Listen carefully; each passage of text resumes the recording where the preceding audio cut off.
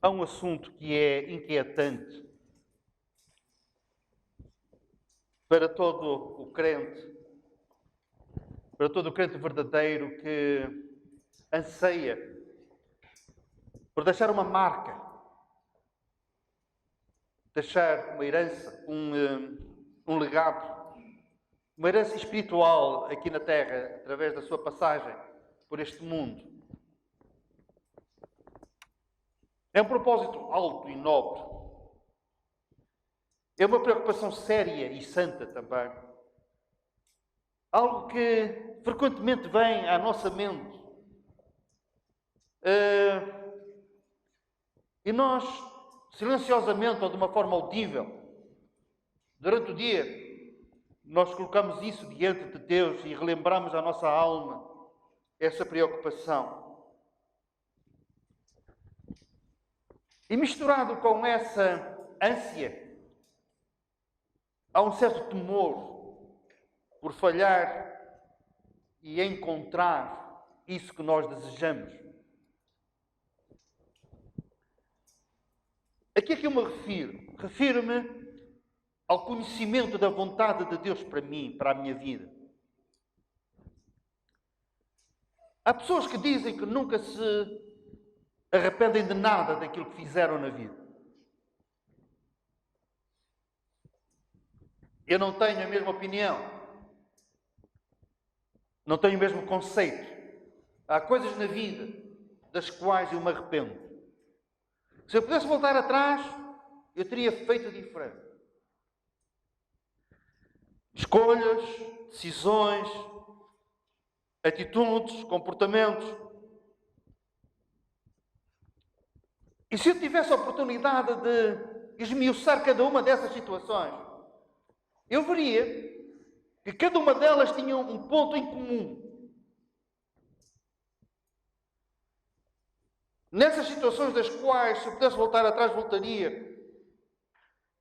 Em muitas delas, com certeza, que eu não perguntei, não consultei o Senhor acerca disso. Apoiei-me no meu próprio entendimento, se calhar até seguindo conselhos de outros, de amigos. Deixei-me influenciar pelas circunstâncias. E não houve a clarividência ou a espiritualidade para que nessas situações eu perguntasse ao Senhor se era da sua vontade e tivesse esperado o tempo necessário para ouvir a resposta dele. Para que o sinal vermelho se acendesse ou o verde para eu avançar. No topo das prioridades do Senhor Jesus, também estava isto. Ele tinha como propósito, entre outros, o grupo dos propósitos maiores, era ele fazer a vontade do Pai. E isto ele expressou de uma forma admirável. Uma frase pequena, mas ao mesmo tempo tão grande. Poucas palavras, mas tão cheia. E tão profunda ao mesmo tempo, quando ele a certa altura diz: a minha comida é fazer a vontade daquele que me enviou. Se ele não dissesse mais nada, se não se pronunciasse mais nada acerca deste tema, também não era necessário. Apenas isto. A minha comida é fazer a vontade daquele que me enviou. A vontade do Pai para ele era inegociável. Era a vontade do Pai que imperava. E nós não temos dificuldade em exemplificar como foi assim mesmo. Nós, tantas e tantas vezes, somos transportados para a obra da cruz, no Monte do Calvário. E não há nada que nós possamos dizer que retire a importância a essa obra. Nós ainda hoje pregamos a Jesus crucificado. Nós não temos vergonha da cruz, porque sabemos que foi pela obra da cruz que nós fomos reconciliados com o Pai. Fomos salvos. Salvos pelo sangue da sua cruz. Mas pensai um pouco comigo. Na noite que antecedeu a crucificação, Jesus, depois de ter ceado com os seus discípulos mais próximos, ele foi para o Getsemane.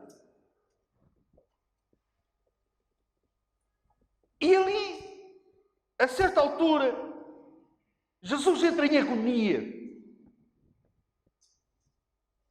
Ele prostra-se com o rosto no chão.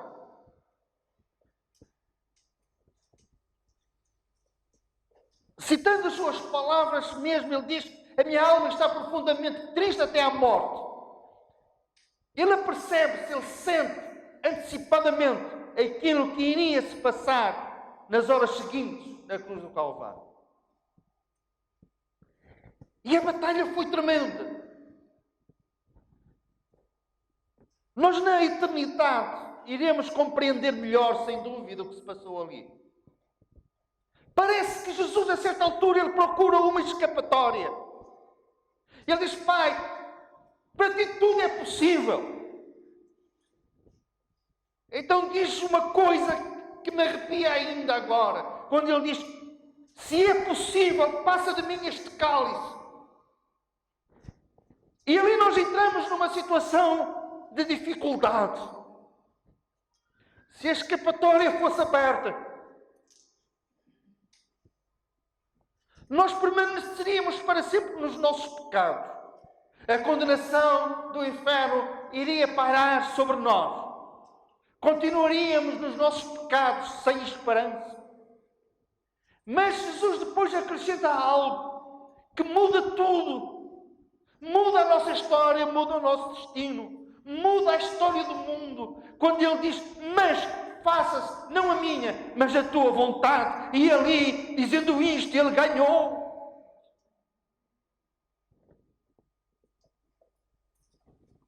Não a minha, mas a tua vontade. Gotas de sangue correndo pelo rosto. Ele não diz apenas: Pai, se é possível. Ele diz: Abba, Pai, querido Pai. Ele tenta tocar no mais profundo do coração do Pai.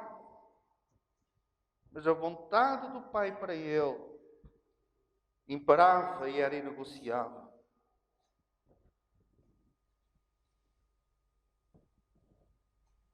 Por isso, ele vai levar muitos filhos à glória.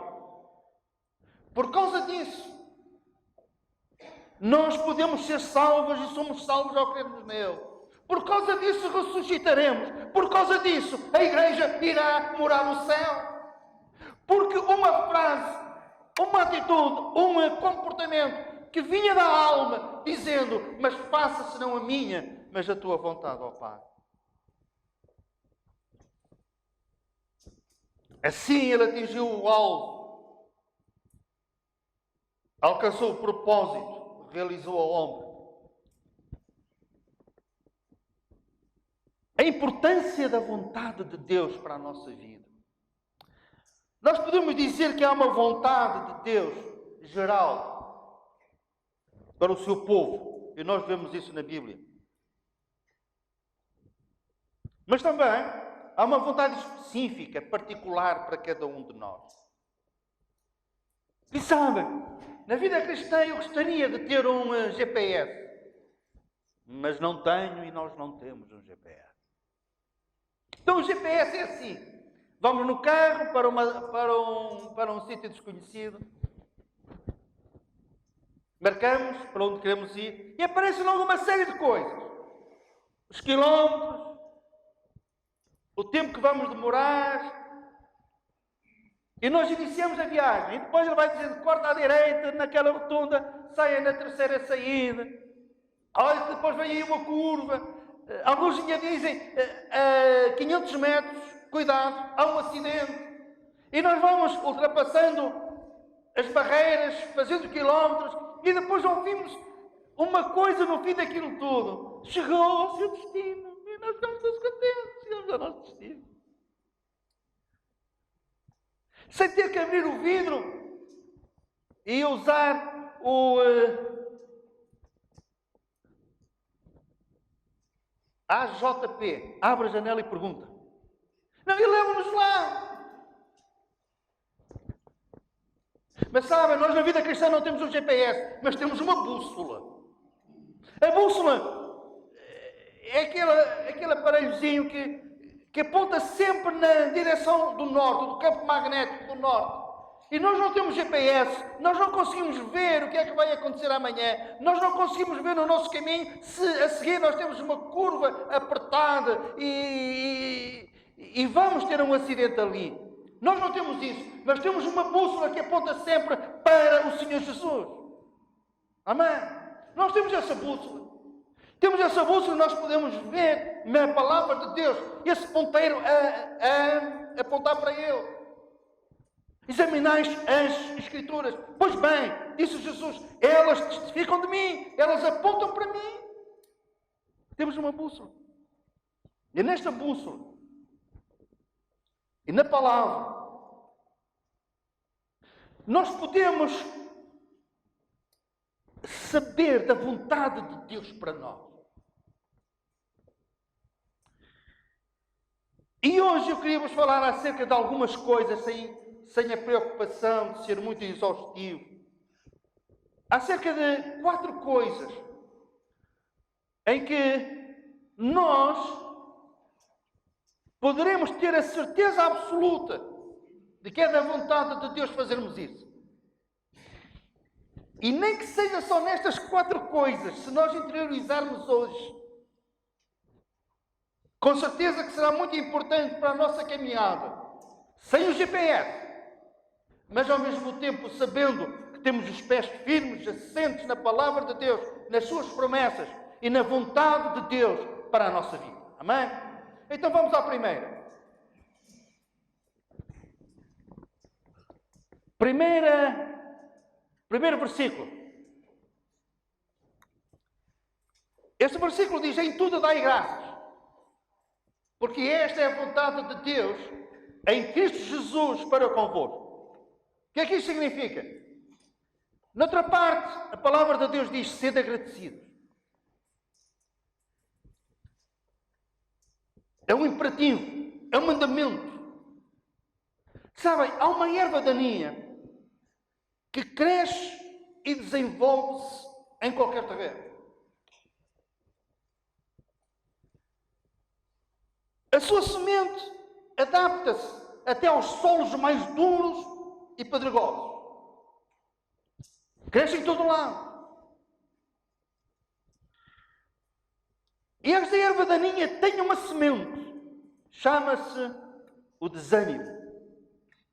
E tantas vezes nós olhamos para nós, as pessoas olham para nós e facilmente fazem este diagnóstico. E está desanimado.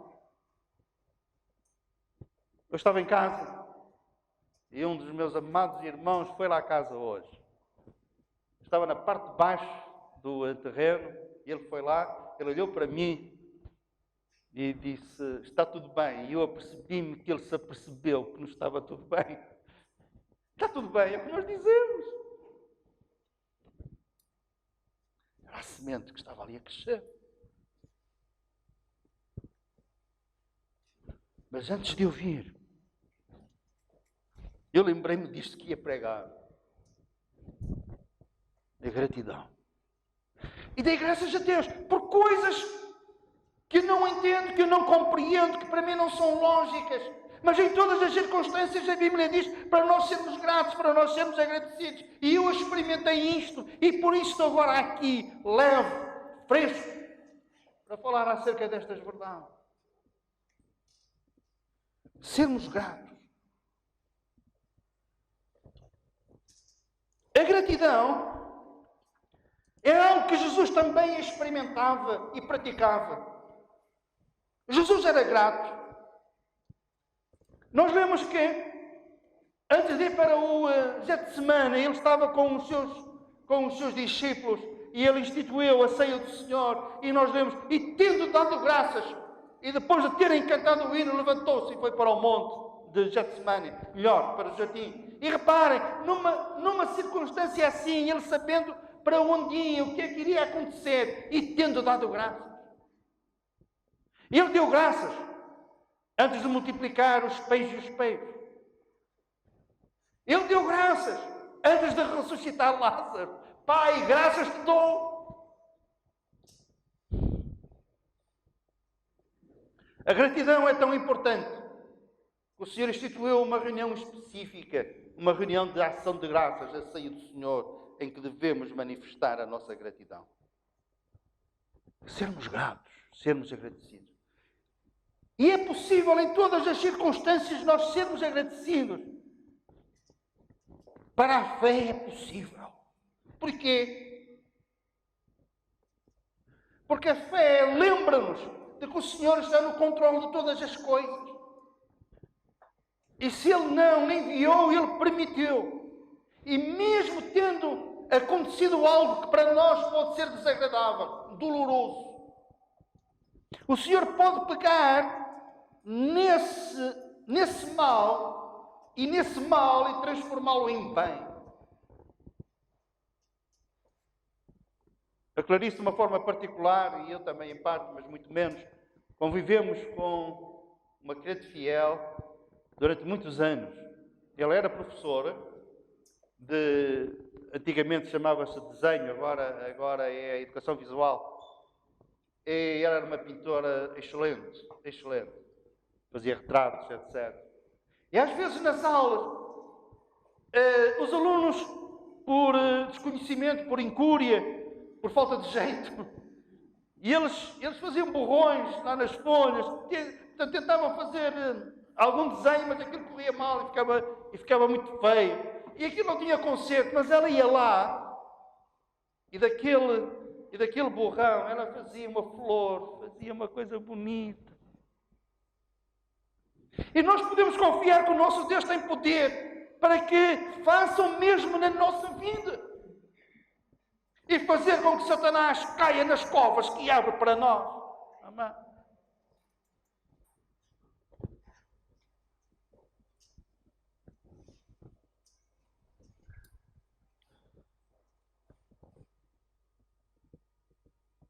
Primeira, aos Tessalonicenses, capítulo 4. Pois esta é a vontade de Deus, a vossa santificação. Há um versículo que continua a causar impacto e que nos torna pequeninos, e nós às vezes pensamos assim, isto não é para mim. Quando o Senhor disse aos seus discípulos, e também nos diz a nós, sede santos porque eu sou santo. E nós pensamos, mas ser santo? Bem, nós aos olhos de Deus somos santos, porque fomos santificados em Cristo. Amém? Vós sois dele, em Cristo Jesus, o qual se tornou, da parte de Deus, santificação. E esta é uma das verdades gloriosas do Evangelho, da graça de Deus. E nós não nos cansamos de dizer outra vez. Na cruz do Calvário, Jesus leva os nossos pecados, colocados sobre Ele, e em troca sobre nós, Ele coloca a sua justiça e também a sua santidade. E nós somos santos por causa da santidade de Cristo. Não é uma santidade nossa, intrínseca, mas é a santidade dele em nós. É aquilo que os teólogos chamam a santificação posicional. Mas nós, na prática, devemos de buscar a santidade. Querem um exemplo? Como é que isso se procura? José, em casa de Potifar, ao ser desafiado pela esposa do seu senhor, ele era mordomo ali, para se deitar com ele, e fez isso várias vezes, em várias situações, em vários dias. E um dia em que não estava ninguém em casa, apenas estávamos dois, ela então de uma forma ainda mais acutilante, pressionando mais. E nós sabemos o que é que José fez. Ele disse, eu não posso pecar esse grande pecado contra Deus. E ele fugiu. Ele fugiu porquê? Porque ele buscava a santificação. E a Bíblia diz que vos abstenhais da prostituição, adultério. Porquê? Nós não praticamos isso. Porquê? Porque queremos, na prática, viver em santidade. Amém.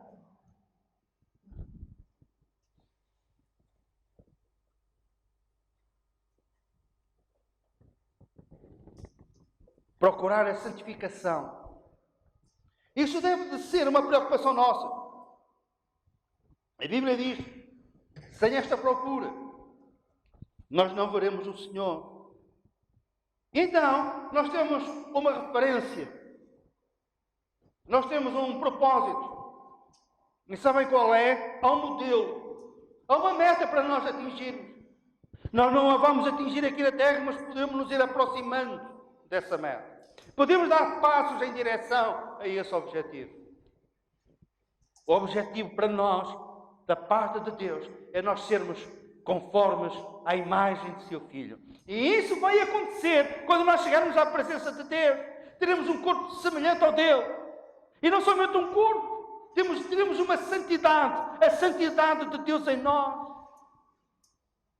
E seremos, na prática, conformes à imagem de seu Filho. É por isso também que o Senhor diz que não tem vergonha de nos chamar de irmãos.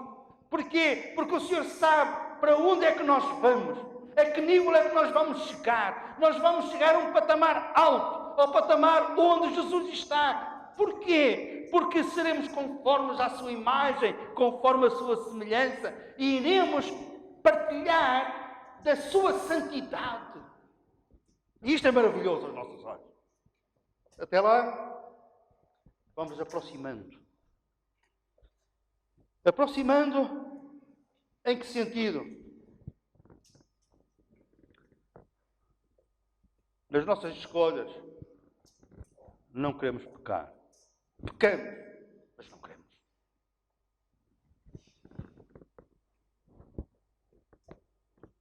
Que o Senhor nos dê a graça, a sabedoria e a força para escolhermos não pecar. Mas nós também sabemos que se pecarmos, temos um advogado para com o Pai, o nosso Senhor Jesus Cristo. Mas a ordem continua a ser esta, e o apóstolo João fala-nos acerca disso. Filhinhos, não pequeis, não pequeis. Santificação, santidade na prática.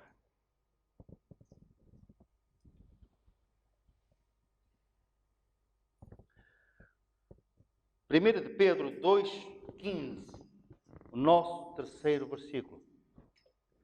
Porque assim é a vontade de Deus que pela prática do bem façais emudecer a ignorância dos insensatos. É da vontade de Deus a prática do bem. Tito diz isto. Ele escreve na sua carta e diz assim: diz aos nossos que se dediquem às boas obras. Isto das obras, há um conceito que está interiorizado na cultura, na mente, no coração e na alma de tantos. Eu vou exemplificar. O Evangelho consiste nisto.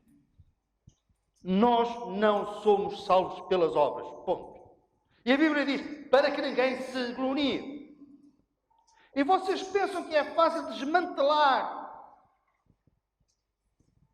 e levar as pessoas a deixarem de crer como creem, que a salvação é pelas obras, e chegarem à conclusão e a verem claramente de que a salvação não é pelas obras. Garanto-vos, não é fácil.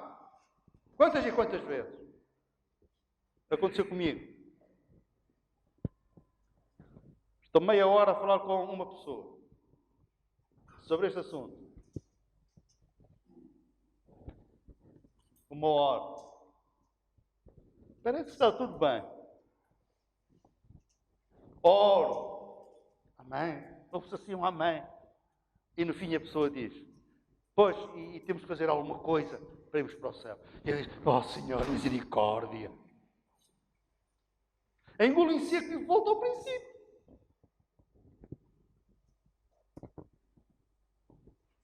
A salvação não é pelas obras. Porque se fosse pelas obras, não era necessário Jesus ter morrido por nós na cruz do Calvário. Certo? Se fosse pelas obras, eu chegava ao céu e diria, eu estou aqui porque, e cada um de vós, eu estou aqui porque não, nós estamos aqui. Iremos todos dizer, estou aqui porque Jesus morreu por mim na cruz do Calvário e pagou o preço pela minha salvação. Mas as obras têm importância. Os nossos dediquem-se às boas obras. A vontade de Deus é que nós pratiquemos o bem. Que façamos bem a todos, principalmente aos da família da fé. Diz a Bíblia no outro lado. Fazermos o bem. O Senhor preparou as boas obras para que nós andássemos nelas, depois de termos escrito nelas. Devemos de nos aplicar às boas obras. Jesus disse que os homens vejam as vossas boas obras e glorifiquem a vosso Pai que está no céu. As pessoas não leem a Bíblia. Mas podem ler a Bíblia através da nossa vida. Como? Através das obras que vêm em nós. É da vontade de Deus que nós façamos o bem. Nós devemos de ter uma preocupação.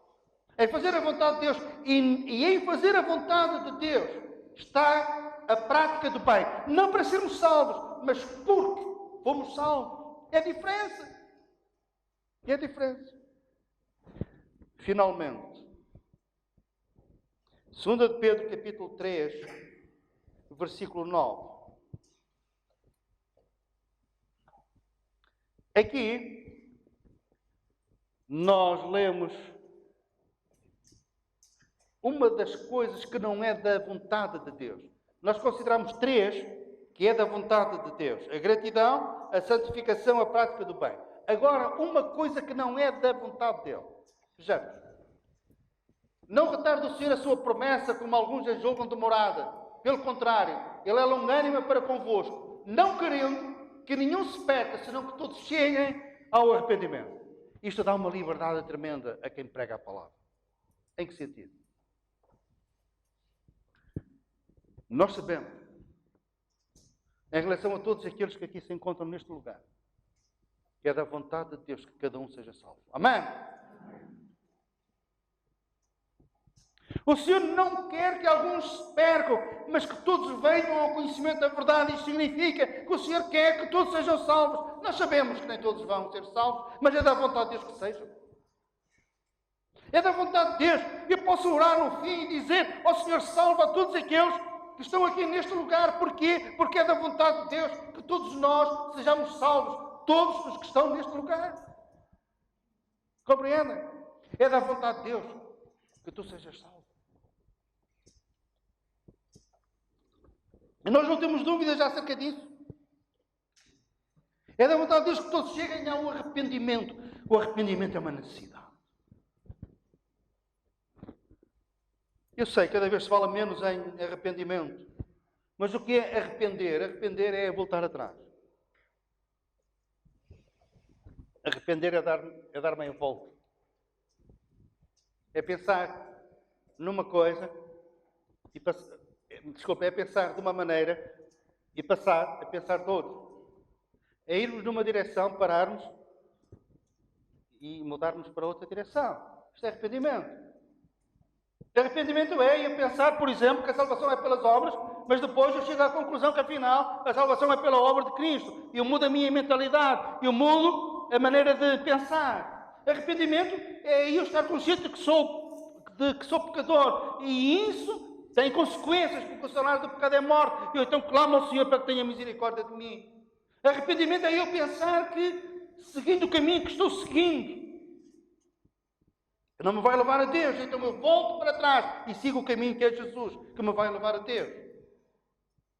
Isto é arrependimento. E o Senhor quer este arrependimento.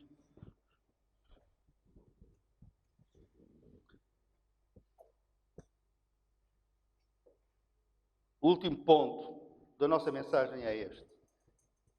É um desafio em relação a mim e em relação a cada um de vós. O Senhor dá-nos uma oportunidade para nós recomeçarmos outra vez. A vida cristã, alguém lhe comparou andar de carro com o retrovisor, que de vez em quando nós olhamos para trás, não é? De vez em quando convém olharmos para trás. Mas não vamos conduzir sempre a olhar para trás. Se nós fizermos isso, nós vamos bater, certo? Mas de vez em quando convém olhar, seguir. E depois olhas para a frente.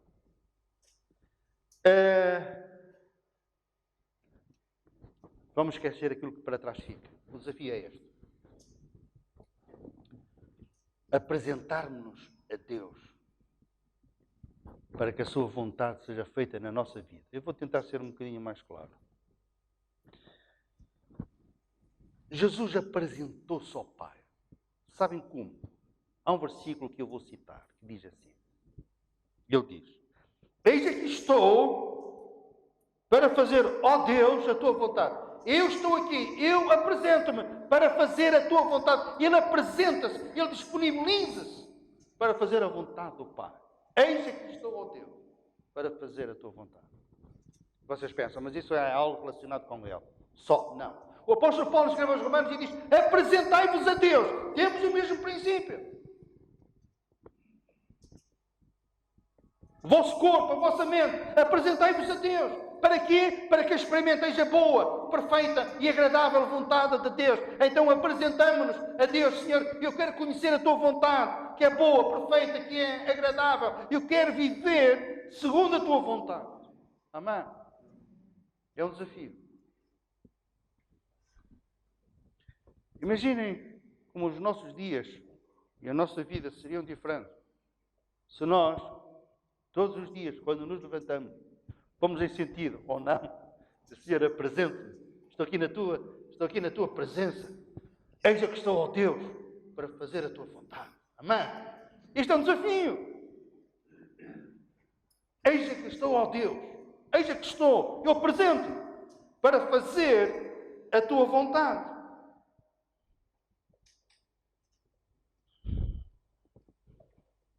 E entre a vontade de Deus está o sermos caracterizados pela gratidão, pela santificação, pela prática do bem. Em Cristo e por Cristo. Para a sua glória. Isto é possível. Porque um dia nós compreendemos que era da vontade do Senhor que nós fôssemos salvos. Nós cremos em Cristo como nosso Salvador. Arrependemos-nos dos nossos pecados.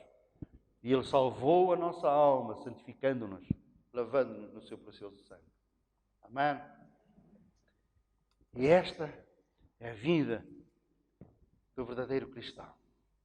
Esta é a ânsia que nós devemos de ter diariamente para que a vontade de Deus seja feita na nossa vida, no nosso dia a dia.